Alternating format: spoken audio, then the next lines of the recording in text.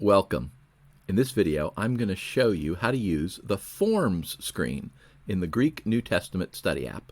You navigate to the Forms screen the way you navigate to most things in this app, using the navigation bar here at the bottom. You click on the Forms icon, you'll notice that it's highlighted in blue now because that's the screen we're on.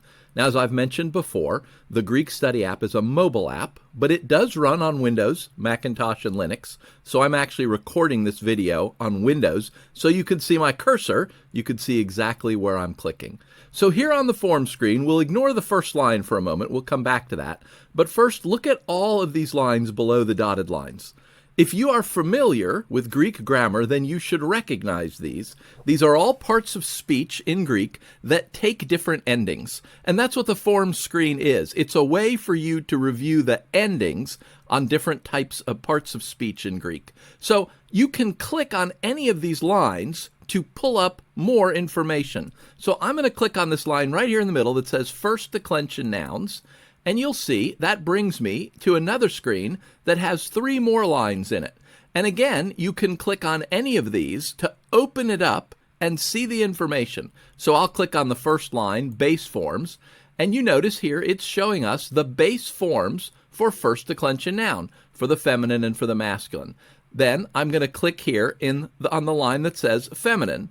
And you'll notice that here we have all the endings for feminine first declension nouns. And if you know anything about the feminine first declension nouns, then you know that there are 3 cases of how these nouns change. That normally they have the eta all the way through in the singular, but sometimes they have an alpha.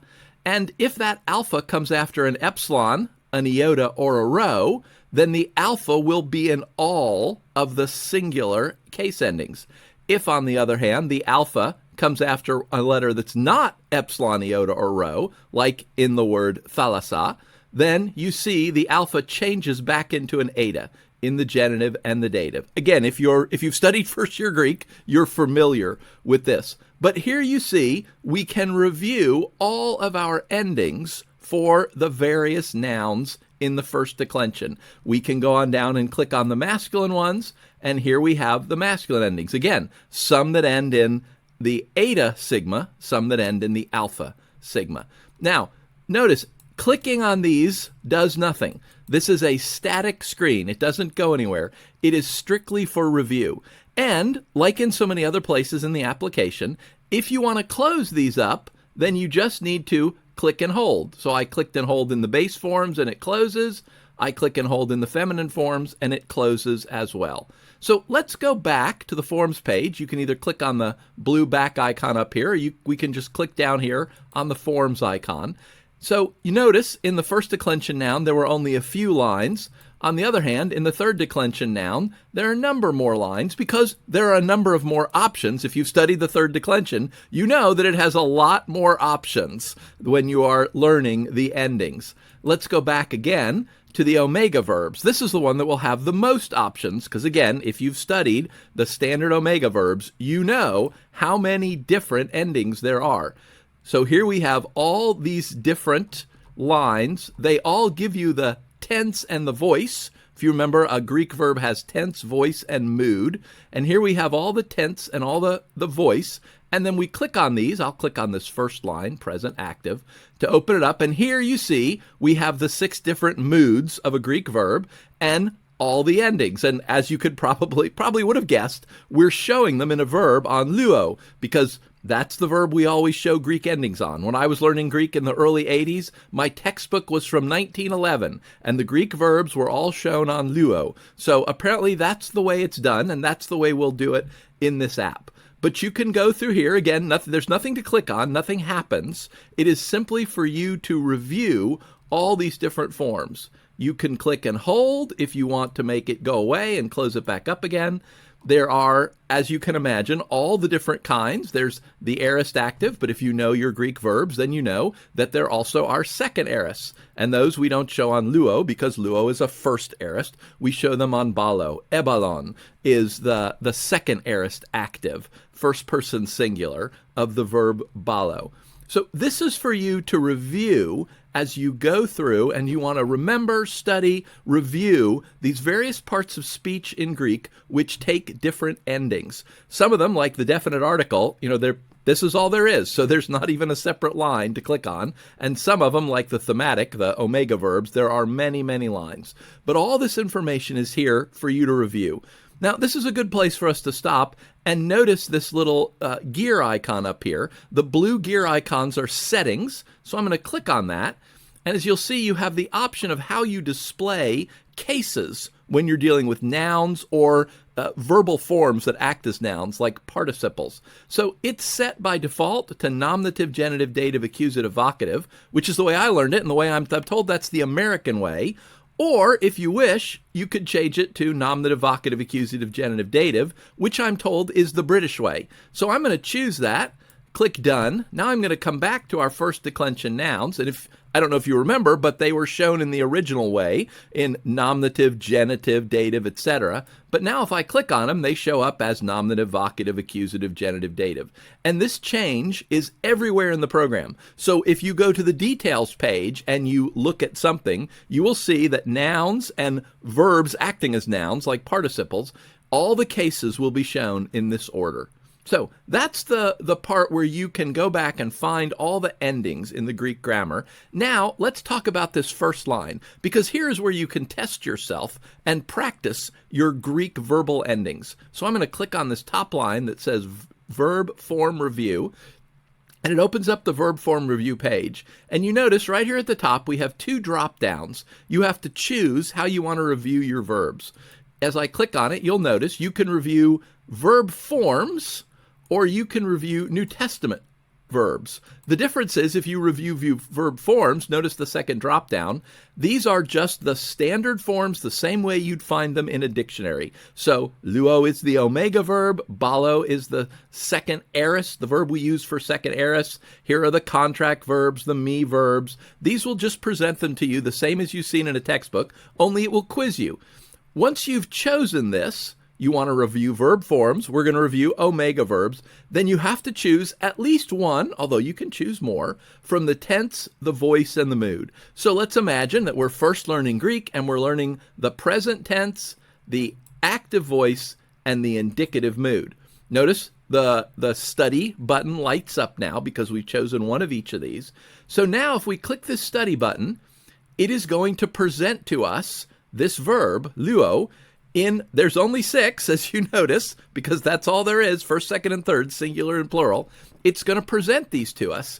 It's your job now to decide if you know what it is. So, luomen, we know that this has to be a present active indicative because that's all we're studying, and this is the first person plural. When you think you know what it is, click anywhere on the screen and it will show it to you. Sure enough, that's what it was. To go to the next one, just again, click anywhere on the screen. Luo. That's going to be the first person singular of the present active indicative. Now, notice what happens when I click to show this to us. Because if you've studied the present active, you know that luo is not only the present active indicative, but it is also the present active subjunctive. So even though we're not studying those, the program's still going to show you that this is an option. It's going to show you every possible option for what luo could be. And again, you just continue to click through these. Lue, that's the present active indicative third person singular. And we click, and sure enough, there it is. Now, if you click away from the forms at this point, so I'm going to go down here to the bottom and click on the read to go back to what we were reading, if you've seen the read screen video. Now, if I click on forms, notice I come back into my review. It does not take you back to the forms page. Once you're reviewing, you always come back to the review. When you're done with the review, either because you've finished or you're just done, then we have to click the exit link up here at the top. So we click exit and that comes back out here.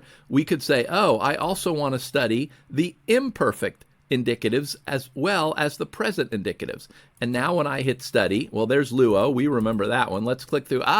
Elues. So now we know, oh, that's the imperfect. It's got the epsilon at the very beginning. Again, and notice we have a lot more of them now because there's more than just those original 6. And again, you click through, testing yourself. That's all this is. It doesn't keep track of anything. It doesn't like score you. It just simply presents you these forms. You say, oh, I know what that is. You click and you see if you're right or not. Every time you exit and come back in, it's going to show them to you again. You're going to see the same forms randomly. So we saw Luo here. Even though we've gone past it, if we come back out and go back in, sooner or later, notice we're at 11 and 0 again. We're going to see it. So that's when you review verb forms. You can also review New Testament verbs.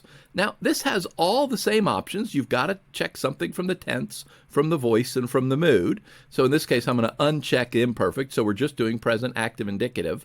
But this isn't going to show it to you on Luo. It's going to show you an actual verb in the New Testament that has this tense, voice, and mood. So here you could choose whether you want to see all verbs. We could say, oh, I only want to see omega verbs. We could say, oh no, I only want to test myself on me verbs. So I'll say omega verbs since that's what we were doing. I'll choose present, active, indicative again. The study button lights up and I choose study. And notice we're not on Luo anymore. Gnosko.